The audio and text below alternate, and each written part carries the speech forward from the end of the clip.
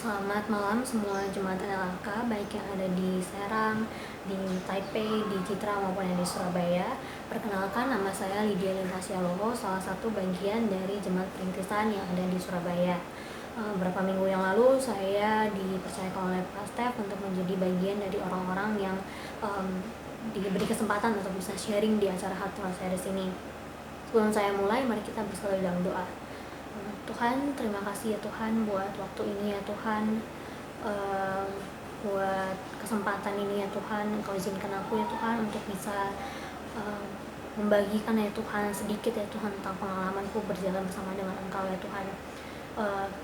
Biar apapun yang aku sharingkan pada malam hari ini ya Tuhan, apa yang aku katakan, aku percaya itu datang dari Engkau ya Tuhan, dan aku yang percaya Tuhan itu akan menambahkan pengertian yang baru, menambahkan pengetahuan yang baru ya Tuhan, memberikan hikmat yang baru ya Tuhan buat setiap orang yang melihat dan mendengarkannya ya Tuhan.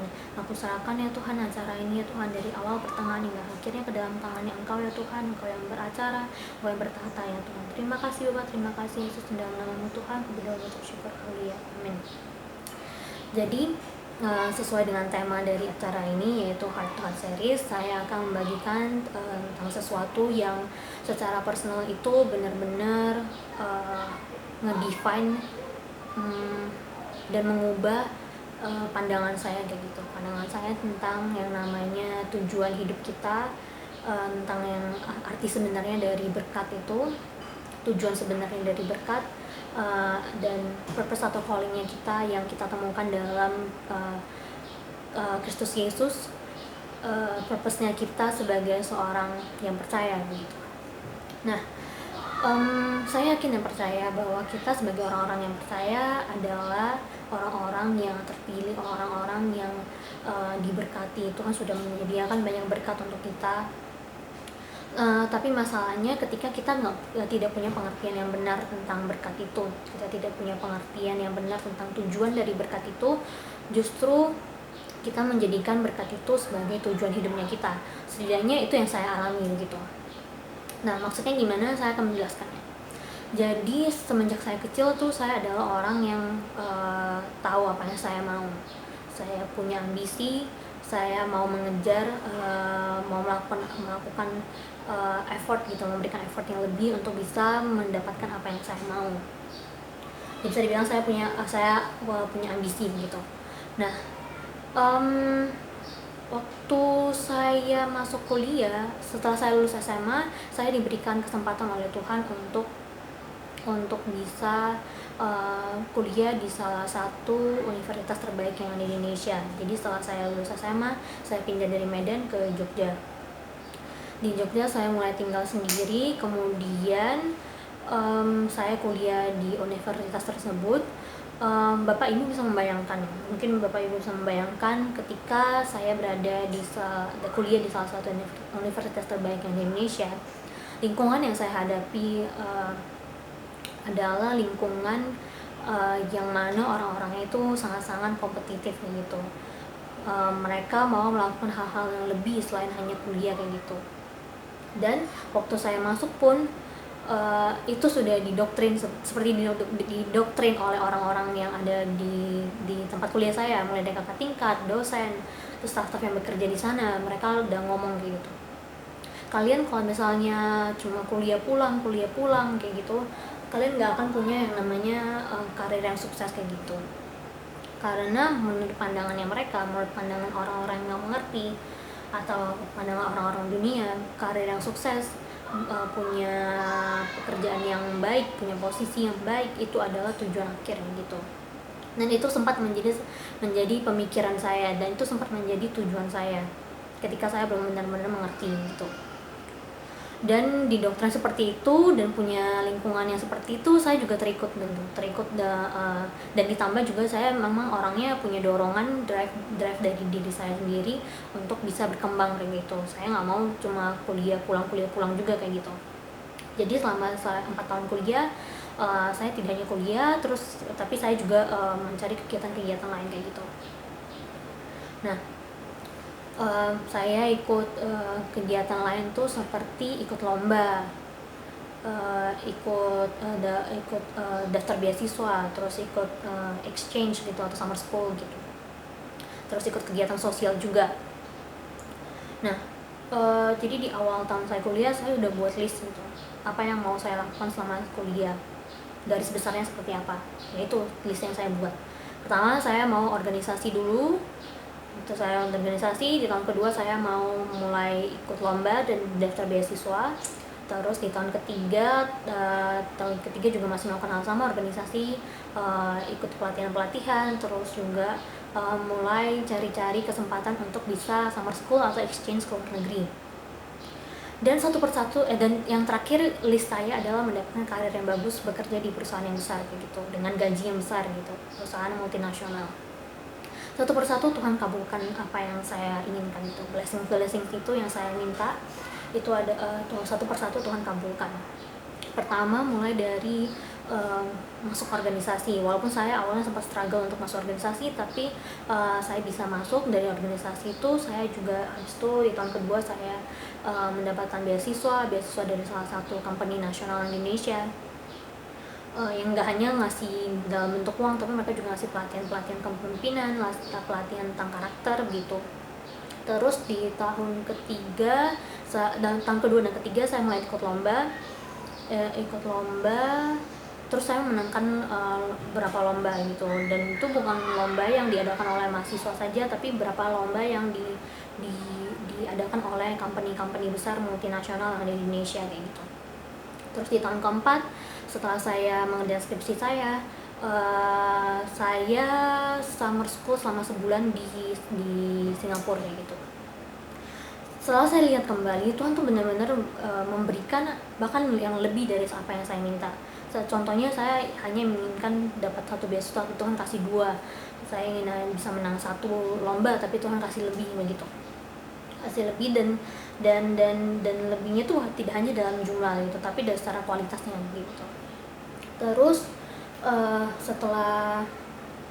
setelah semuanya itu tinggal satu lagi nih di list saya nih, yaitu mendapatkan karir yang bagus gitu, yang bisa bekerja di perusahaan multinasional. Nah, semua teman-teman saya udah ngomong ke saya kayak gitu, kalau misalnya saya nggak perlu lagi khawatir dengan yang namanya karir saya ke depan gitu, karena dengan track recordnya saya, pengalaman saya akan gampang gitu dilirik oleh perusahaan-perusahaan besar. Setelah saya lulus kuliah, saya dan mulai daftar ke beberapa perusahaan multinasional, dan saya memang langsung mendapatkan panggilan untuk interview gitu. Tapi selalu di tahap terakhir saya ditolak, saya nggak lolos kayak gitu. Itu beberapa perusahaan, jadi saya sering bolak-balik Jakarta Jogja untuk interview, untuk ikut proses rekrutmennya. Mudah di awal, tapi selalu di akhirnya di tahap terakhir saya nggak lolos kayak gitu. Terus setelah beberapa bulan gitu, saya mulai lihat teman-teman saya udah mulai dapat pekerjaan, bahkan yang pengalamannya mereka selama kuliah tuh nggak sebanding dengan apa yang saya lakukan selama kuliah kayak gitu. Nah, mulai dari situ saya down gitu. Saya ngomong ke Tuhan, maksudnya Tuhan tuh seperti apa sih? Saya bertanya-tanya ke Tuhan, maksudnya Tuhan tuh seperti apa sih? Kenapa Tuhan mengizinkan saya untuk experience banyak hal selama saya kuliah, yang saya anggap itu bisa mempersiapkan saya untuk bisa dapat pekerjaan yang baik gitu, bisa dapat karir yang bagus. Tapi kenapa Tuhan nggak ngasih gitu karir yang bagus ke aku? Aku pengen punya pekerjaan yang baik ini Tuhan, kerja di perusahaan yang prestisius. Tapi Tuhan kenapa nggak ngasih ke aku gitu? Nah, selama hampir 6 bulan lebih saya nggak mendapatkan pekerjaan itu, dan saya down. Saya tanya-tanya ke Tuhan, kenapa Tuhan? Terus saya sadar gitu, di satu titik saya sadar saya terlalu banyak nanya ke Tuhan kayak gitu, tanpa benar-benar memahami dan mendengarkan Tuhan. Terlalu banyak nanya kenapa Tuhan, tapi tidak mendengarkan Tuhan, mencoba untuk mengerti dan memahami Tuhan. Nah, terus setelah saya sadar seperti itu, saya mulai menenggelamkan diri untuk benar-benar memahami Tuhan. Saya mulai baca Alkitab, terus saya mulai berdoa sebagai bentuk untuk menenangkan diri saya juga kayak gitu, escape saya gitulah, biar saya tidak membandingkan diri saya juga dengan teman-teman saya yang sudah mulai bekerja kayak gitu. Terus saya membaca satu ayat kayak gitu. Saya yakin dan percaya ayat ini adalah ayat yang sudah sering kita dengar, bahkan mungkin ada beberapa yang hafal gitu. Di Matius 6 ayat 33. Nah, di Matius 6 ayat 33 dikatakan, "Tetapi carilah dahulu kerajaan Allah dan kebenarannya, maka semuanya itu akan ditambahkan kepadamu." Amin, saudara-saudara. Nah, sebelum saya punya pengertian yang benar, sebenarnya ini salah satu ayat yang menjadi favorit saya sejak dulu gitu. Bahkan di rumah saya tuh dipasang ada foto ayatnya gitu. Nah, sebelum saya punya pengertian yang benar tentang ayat ini, saya berpikir bahwa maksud dari ayat ini adalah tetapi carilah dahulu kerajaan Allah dan kebenaran. Ini maksudnya adalah selama saya baca Alkitab, selama saya ikut pelayanan, selama saya terlibat aktif dalam pelayanan gereja kayak gitu, selama saya berdoa tiap hari, baca Alkitab tiap hari, maka apa yang saya minta Tuhan akan kasih. Semuanya itu akan ditambahkan kepadamu. Semuanya apa yang saya minta selama menurut saya itu baik, jadi versi saya baik, Tuhan pasti akan kasih gitu. Tuhan pasti akan kasih. Tapi setelah saya renungkan di masa-masa 6 bulan itu, saya berdiam diri mencoba untuk mengerti maksudnya Tuhan, membaca Alkitab, saya diberikan pemahaman baru dari Tuhan bahwa maksudnya bukan seperti itu. Ketika Tuhan bilang carilah dahulu kerajaan Allah dan kebenarannya, itu bukan hanya sekedar baca Alkitab, tapi Tuhan ngomong gini, Tuhan mau kita benar-benar dive deeply into His words, benar-benar kita memahami kata-katanya Tuhan, kita benar-benar memahami Alkitab tuh, maksudnya Alkitab tuh memahami kebenarannya Tuhan tuh seperti apa, Tuhan tuh maunya apa, Tuhan tuh punya tujuan tuh seperti apa dalam hidupnya saya tuh gitu. Bukan hanya sekedar pelayanan, bukan hanya sekedar baca Alkitab kayak gitu.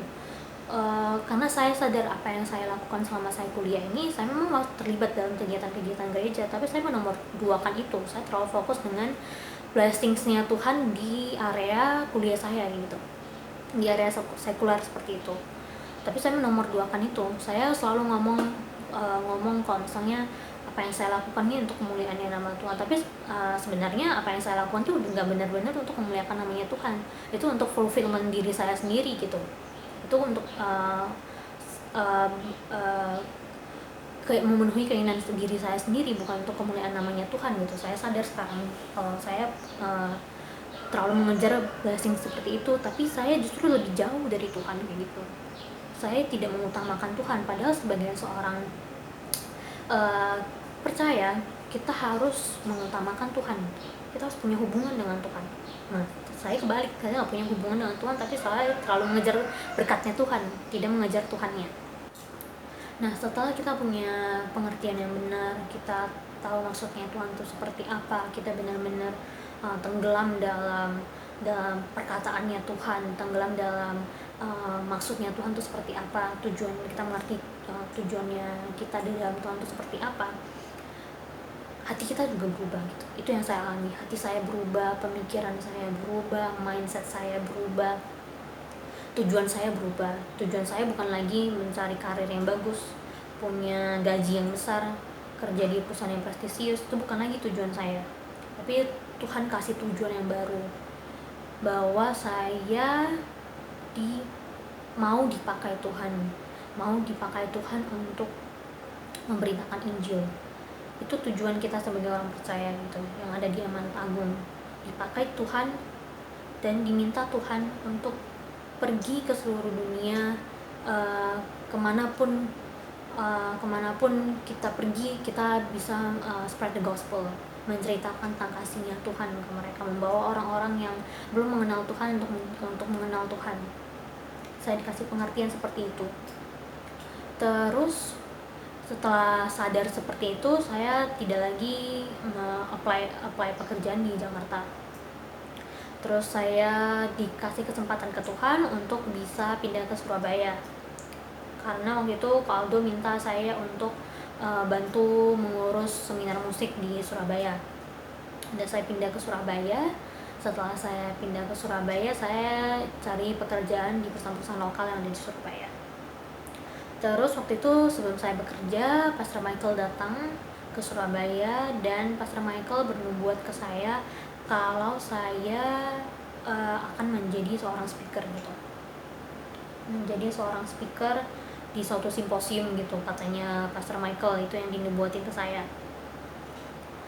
Nah, setelah saya berpikir dan merenungkan sekarangnya ini, apa yang Tuhan berikan waktu saya kuliah dan apa yang Tuhan tidak berikan waktu saya kuliah, itu ada tujuannya.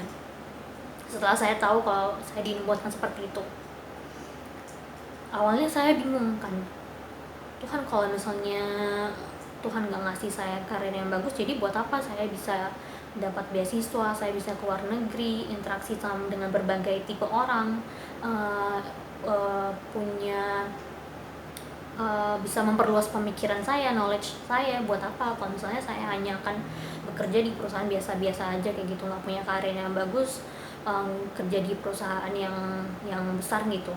Ya buat apa Tuhan untuk kasih saya pengalaman seperti itu. Setelah saya dinubuatin seperti itu, saya dapat pengertian yang baru lagi, bahwa selain kita sebagai orang percaya, kita punya tujuan yang umum, kita punya calling yang umum, masing-masing dari kita juga punya calling yang khusus. Seperti di contoh kasus saya punya calling khusus, yaitu untuk menjadi pembicara kayak gitu. Setelah saya pikirkan kembali, ya Tuhan mempersiapkan dengan Tuhan memberikan apa yang saya mau, itu adalah caranya Tuhan untuk mempersiapkan saya untuk calling saya yang khusus itu. Kenapa saya bisa bilang begitu? Karena dari pengalaman-pengalaman yang kegiatan-kegiatan yang saya lakukan selama kuliah, organisasi, pelatihan yang saya dapat dari beasiswa, saya exchange ke Singapura, ketemu dengan banyak orang dari berbagai negara. Terus saya juga sempat 1 bulan tinggal di desa yang ada di Bengkulu, tinggal bersama orang-orang desa. Saya mengerti gitu bahwa Tuhan mempersiapkan saya gitu. Saya yakin kalau misalnya ketika kita dipercayakan Tuhan untuk menjadi seorang pembicara, artinya kita dipercayakan Tuhan untuk bisa mengencourage orang, dan penting banget untuk bisa mengerti berbagai tipe dan latar belakang orang-orang. Dan saya dapat pengertian seperti itu ya, apa yang saya mau, yang Tuhan kabulkan, yang Tuhan kasih, blessings yang saya mau, yang Tuhan kasih, itu adalah means, caranya Tuhan untuk mempersiapkan saya, mempersiapkan saya untuk memenuhi tujuan khusus saya. Selain tujuan umum tadi, saya punya tujuan khusus juga kayak gitu, punya calling yang khusus juga. Nah, setelah saya tahu tujuan khusus yang sudah Tuhan tetapkan dalam kehidupan saya juga sudah punya pengertian yang benar tentang tujuan umum atau calling umum sebagai seorang yang percaya, sebagai orang yang sudah mengenal Tuhan. Nah, di situ tidak ada lagi kekhawatiran dalam hidup saya atau saya membandingkan kehidupan saya, pencapaian saya dengan apa yang dicapai oleh orang lain, oleh teman-teman saya. Padahal hal tersebut adalah hal yang sering saya lakukan waktu saya masih kuliah, membandingkan apa yang saya lakukan dengan apa yang orang lain lakukan gitu. Nah, kenapa bisa berubah seperti ini? Itu benar-benar pekerjaan Roh Kudus. Ketika saya menyerahkan hidup saya, ketika saya benar-benar menyatukan hati saya dengan hatinya Tuhan, menyatukan pemikiran saya dengan pemikirannya Tuhan, menyatukan mindset saya, tujuan saya dengan tujuannya Tuhan. Tuhan benar ubah hati saya kayak gitu. Bukan maunya saya lagi, tapi maunya Tuhan gitu, yang terjadi, yang saya inginkan terjadi dalam kehidupannya saya.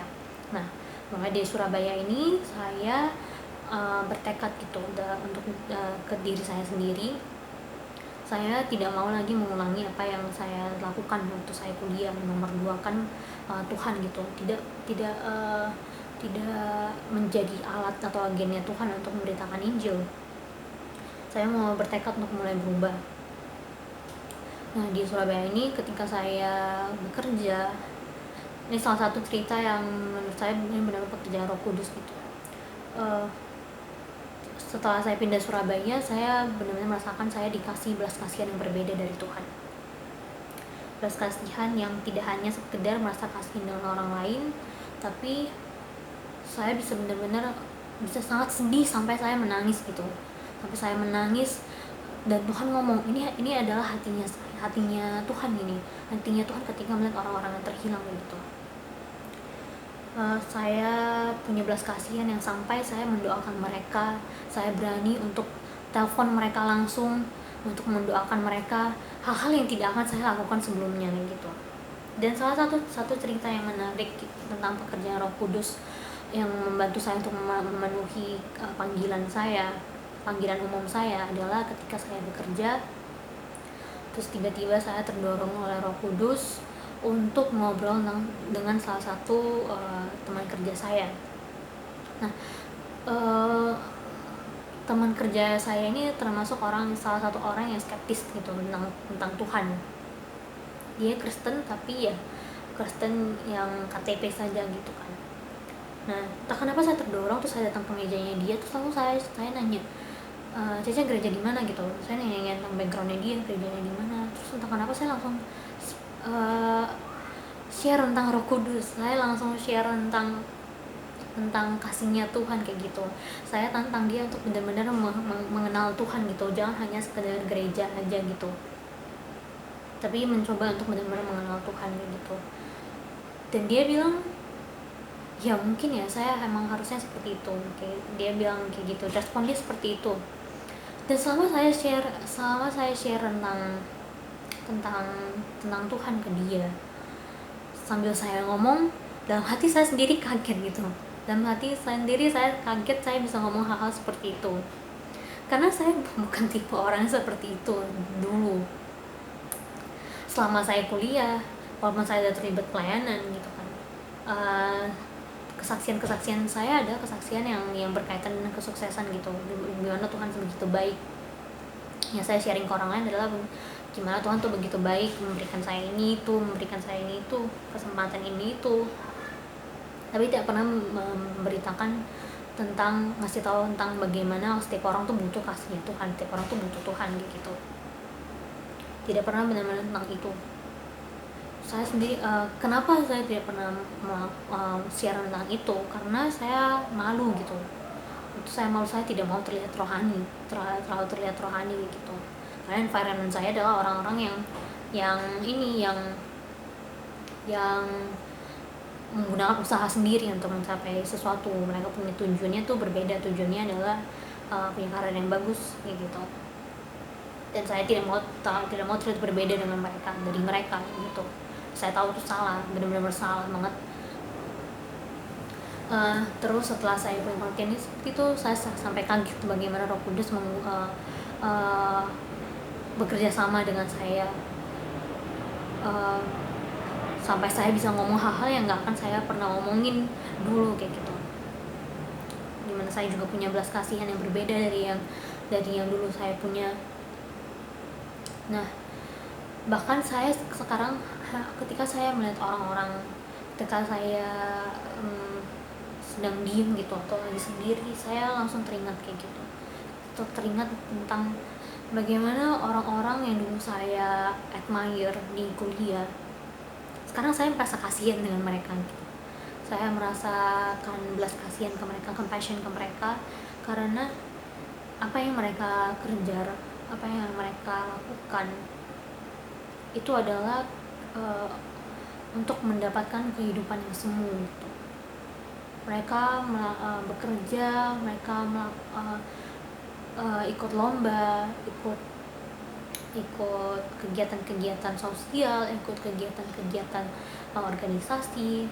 Tujuannya mereka adalah untuk mendapatkan kehidupan yang sebenarnya semu, yang tidak benar-benar kehidupan gitu.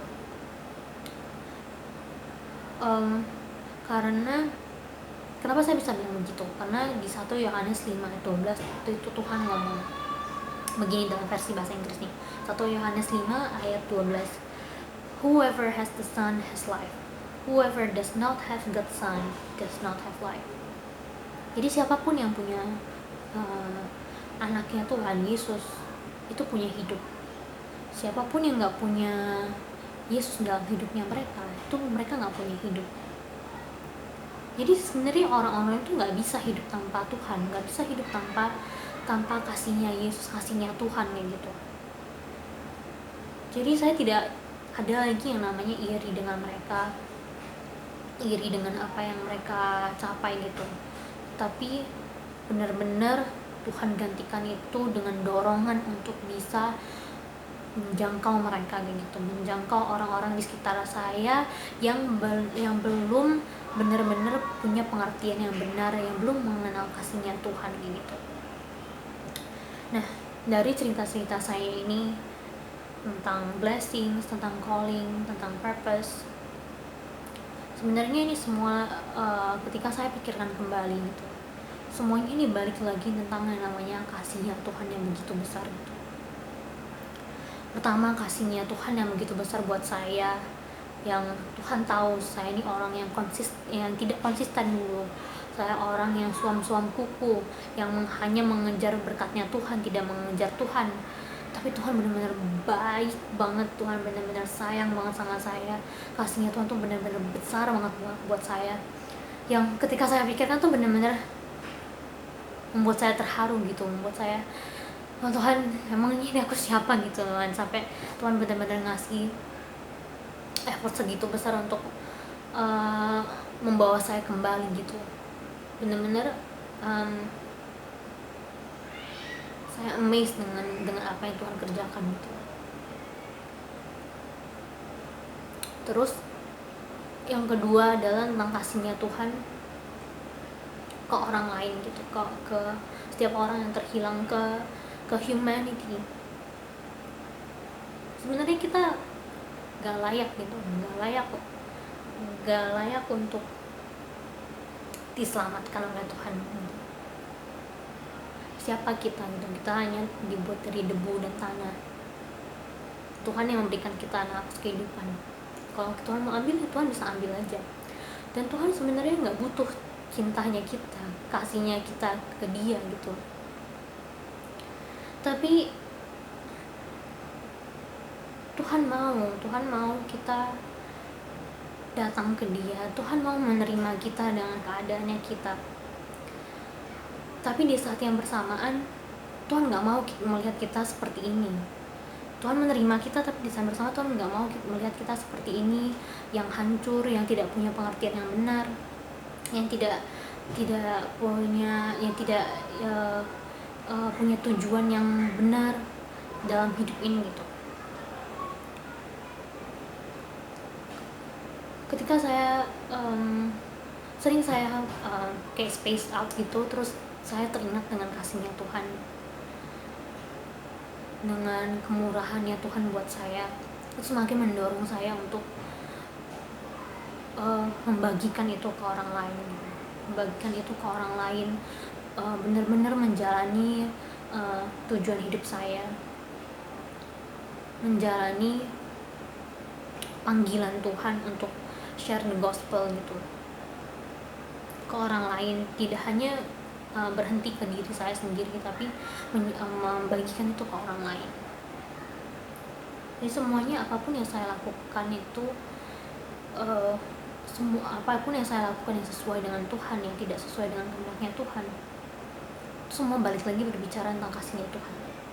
Tidak hanya sekedar tujuannya kita, tidak hanya sekedar blessing, tapi balik lagi tentang kasihnya Tuhan yang begitu besar, yang tidak ada habisnya buat orang-orang, buat manusia gitu. Terus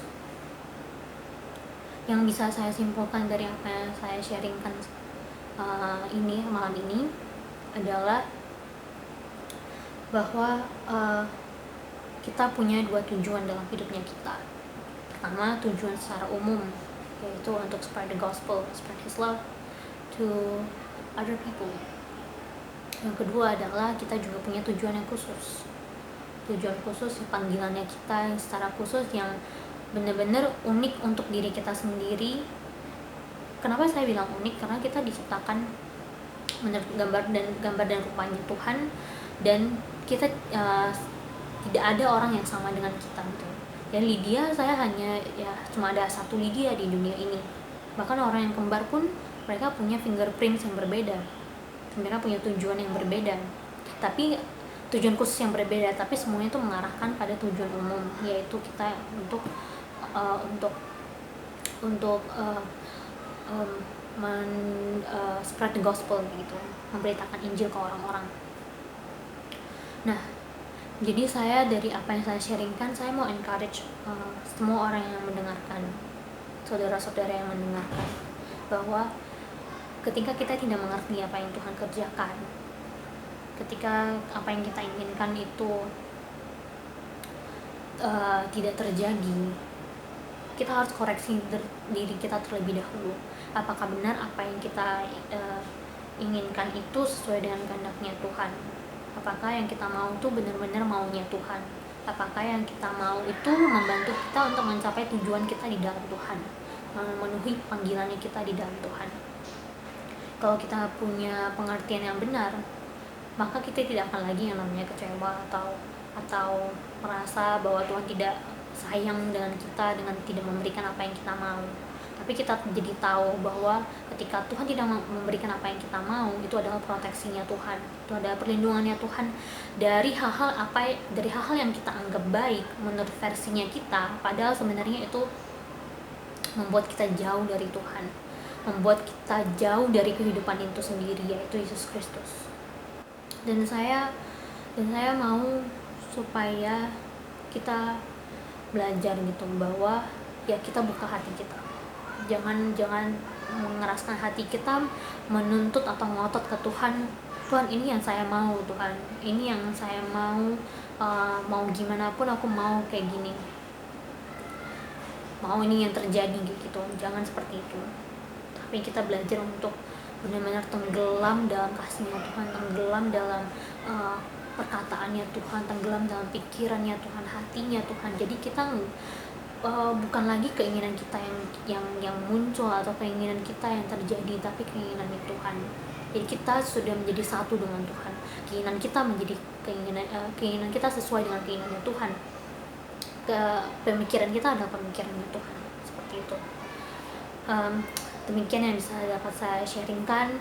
Saya yakin percaya apa yang saya sharingkan malam ini itu akan memberkati saudara, sama seperti itu memberkati kehidupan saya. Bagaimana saya terus teringat dengan kasihnya Tuhan, dan bagaimana saya belajar untuk benar-benar menghidupi panggilan saya, bukan mengejar berkat, karena berkat itu hanya alat atau means atau cara untuk memenuhi panggilannya kita di dalam Tuhan. Mari kita bersatu dalam doa. Terima kasih Tuhan, terima kasih Yesus buat waktu ini. Aku yakin percaya Tuhan, setiap orang yang mendengarkan dan melihat sharing ini ya Tuhan, itu akan diberkati ya Tuhan. Kau akan mendapat ada pengertian yang baru yang Kau tambahkan ya Tuhan. Ada encouragement ya Tuhan yang Kau berikan ya Tuhan untuk setiap orang yang mendengarkan, karena aku tahu ya Tuhan apa yang aku alami itu adalah benar-benar datang dari Engkau ya Tuhan. Saya percaya Tuhan, Kau juga akan melakukan hal yang sama ya Tuhan buat setiap orang yang mendengarkan. Kau akan pakai mereka secara luar biasa ya Tuhan. Kau akan mempersiapkan mereka secara luar biasa ya Tuhan, sesuai dengan kehendaknya Engkau, sehingga ya Tuhan kehidupannya mereka ya Tuhan itu benar-benar menjadi kehidupan ya Tuhan yang memenuhi panggilan dan tujuannya Engkau ya Tuhan, baik panggilan khususnya mereka maupun panggilan umumnya mereka ya Tuhan, yaitu untuk memberitakan Injil ya Tuhan, memberitakan kasihnya Engkau ya Tuhan buat orang lain ya Tuhan. Mengucap syukur ya Tuhan buat pengertian ini Tuhan, buat kemurahan-Mu ya Tuhan, luar biasa ya Tuhan. Hanya di dalam nama-Mu Tuhan kami berdoa, ucap syukur, haleluya, amin.